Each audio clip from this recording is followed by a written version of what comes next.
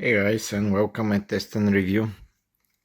Today I wanted to share my latest purchase, which is a compact drone, but I'll tell you more about it in a minute. Before that, let me just kindly ask you to subscribe to my channel if you like this video, and of course hit the thumbs up button. I would strongly appreciate it, and I'll do my best to upload more content in the future. And today I have the DJI Mini 3 Pro. So this is the Pro version of the drone. For those of you who are interested in DJI and in drones in general, know that there's the regular DJI Mini 3 model, which is not bad by any means, but I decided to invest a bit more in the Pro model. And there are some significant differences between the two. I'll talk about this a minute later, but you probably know much about this drone since it has been a while since it was released, and there are literally thousands of video about the DJI Mini 3.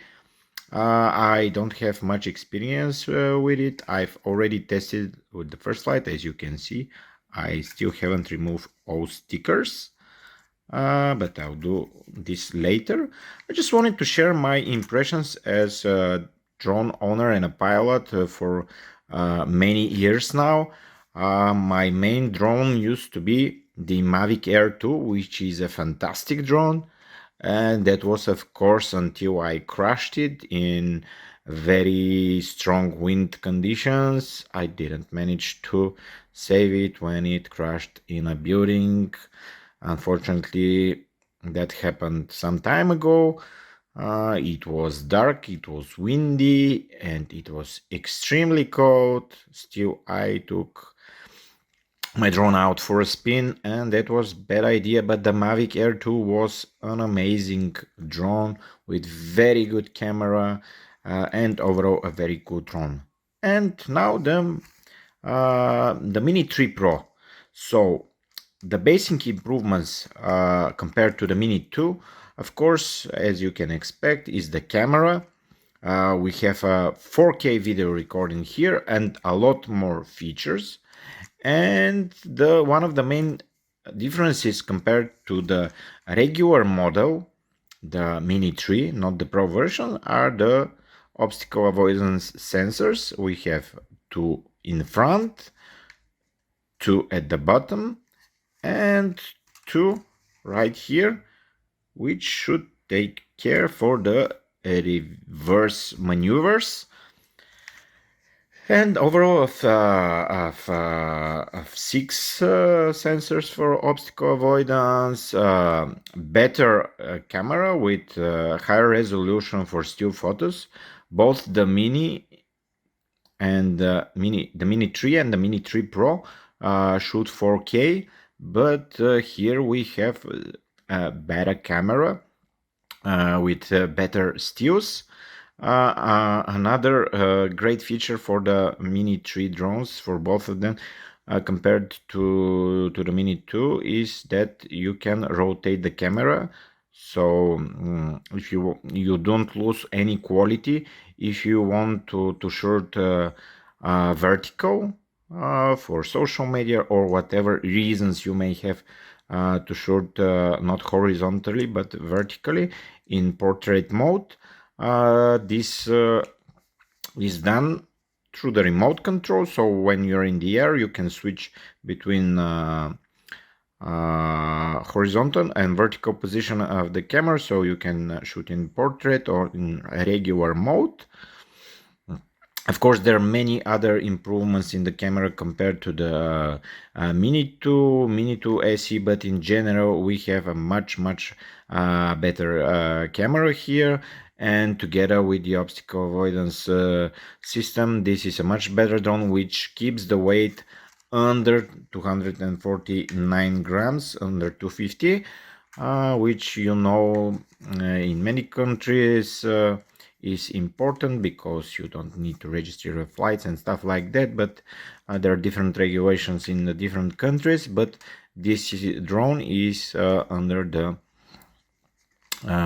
weight of 250, which is a good thing.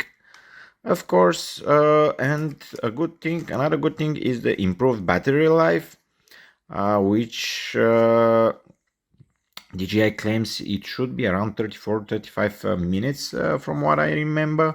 I have tested it only once and I couldn't prove this claim, but I believe the battery is pretty good. You can also get extended battery, which makes this drone heavier than 250, but you get a lot of battery life, and if you have two batteries altogether, you'll be good for continuous shooting over an hour with one extended and one regular battery, way over an hour, I would say. In normal conditions, in windy conditions, this would be less. Another improvement that I noticed during my first test is that the drone itself is much quieter. At least I think that it is quieter. It sounds like it is quieter, so I like it. And yeah, it also looks stable in the windy conditions that I tested it yesterday. Of course, if I compare it to the Mavic Air 2, it feels like a lighter drone, which it is. It's not that stable. It is very quick since it is lightweight in sport mode.